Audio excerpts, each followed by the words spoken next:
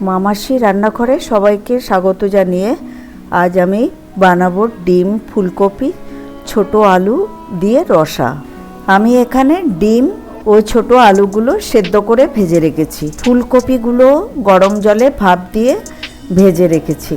কড়াইতে অল্প তেল গরম করতে দিয়েছি। এবার ওই তেলে গোটা গরম মশলা ও জিরে ফোড়না দিয়ে দেব। ছোট 1 চামচ ধনে গুঁড়ো দিয়ে একটুখানি জল দিলাম। তারপর ছোট 1 চামচ জিরে গুঁড়ো ও আদা বাটা দিয়ে কষিয়ে নেব।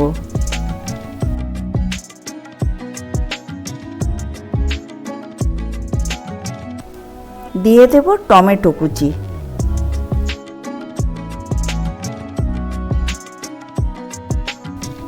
স্বাদ মতো নুন, অল্প একটু চিনি দিয়ে আবারও একটু কষিয়ে নেব।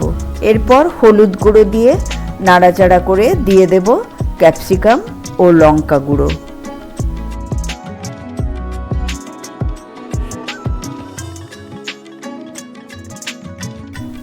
ভেজে রাখা আলু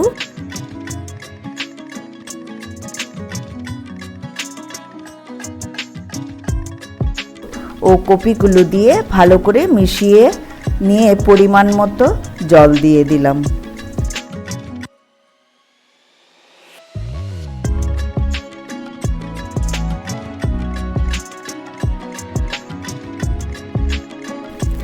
ঢাকা চাপা দিয়ে রাখবো 2 মিনিট।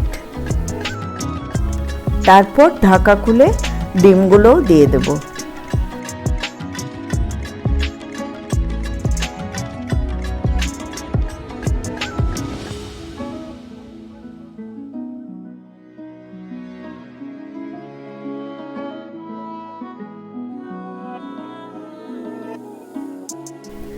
আরও 1 মিনিট ফুটিয়ে ঘি,